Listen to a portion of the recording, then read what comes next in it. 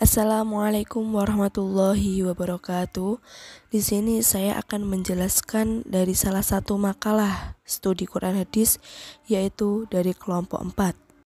Perkenalkan, nama saya Salma Qotronada, saya dari Prodi Pendidikan Bahasa Arab.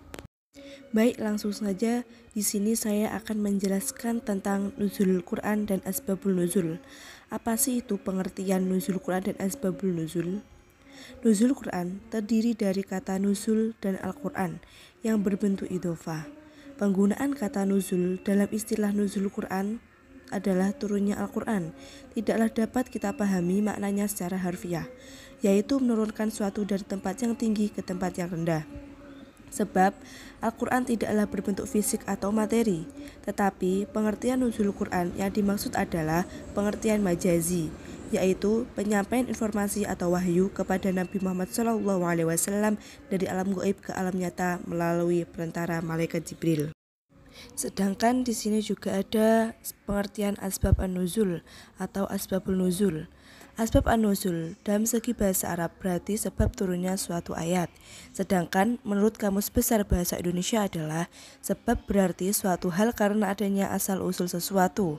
Nuzul berarti turun, yang artinya suatu yang bergerak dari atas ke bawah dari tempat asalnya.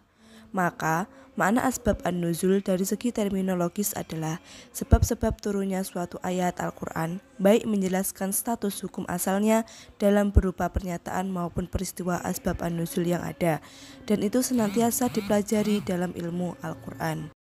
Baik, selanjutnya adalah proses turunnya Al-Quran. Bagaimana sih proses turunnya Al-Quran?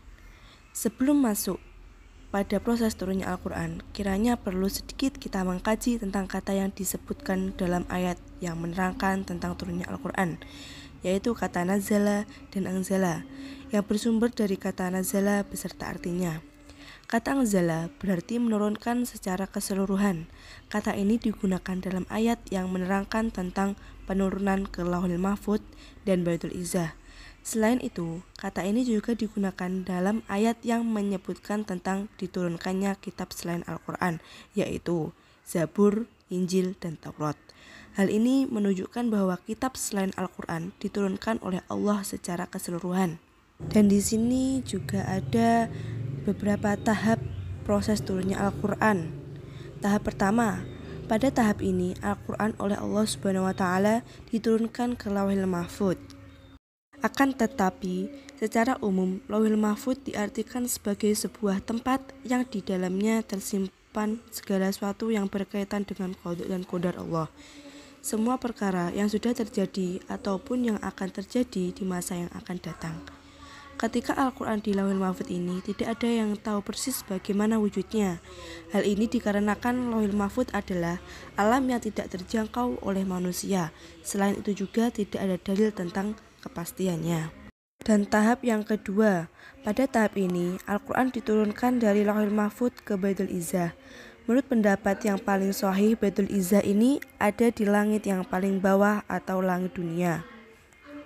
Dan tahap yang ketiga, pada tahap ini Al-Quran diturunkan langsung kepada Nabi Muhammad SAW melalui perantara malaikat Jibril. Di sini juga ada macam-macam asbabun nuzul. Apa saja sih macam-macam asbabun nuzul itu? Yang pertama, dalam hadis yang dipilih harus tahu dalam sudut pandang kejelasannya, dari segi riwayatnya ataupun lainnya.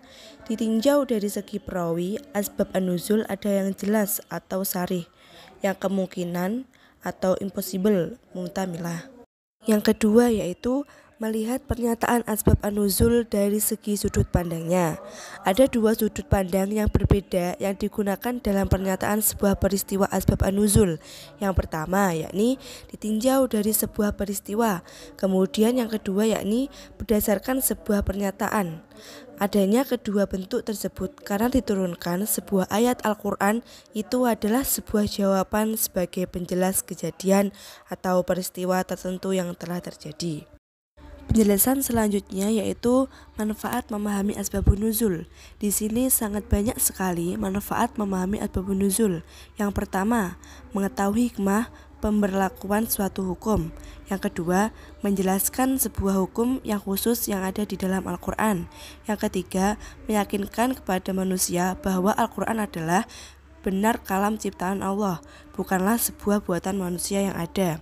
Yang keempat, mengetahui sebab turunnya ayat adalah cara terbaik untuk memahami Al-Quran dan menyingkap kesamaran yang tersembunyi dalam ayat-ayat yang tidak dapat ditafsirkan tanpa pengetahuan sebab turunnya. Yang kelima, sebab turunnya ayat dapat menerangkan kepada siapa ayat itu ditujukan sehingga ayat tersebut tidak diterapkan kepada orang lain karena dorongan permusuhan dan perselisihan. Di sini juga ada manfaat mempelajari asbabun nuzul. Di antaranya adalah seorang akan mengetahui sesuatu peristiwa yang menjadikan suatu hukum, dan itu juga bisa berlaku di kemudian hari apabila terjadi sebuah peristiwa yang sama terjadinya dengan peristiwa sebelumnya. Yang kedua, dapat mengetahui hukum-hukum yang khusus walaupun lafaz-lafaz tersebut bersifat umum dan tidak berkaitan dengan asbab an-nuzul. Mungkin cukup sekian penjelasan dari saya tentang nuzulul Quran dan asbabun nuzul. Apabila ada salah kata, mohon dimaafkan karena manusia tidak luput dari salah dan lupa. Cukup sekian dari saya, terima kasih. Wassalamualaikum warahmatullahi wabarakatuh.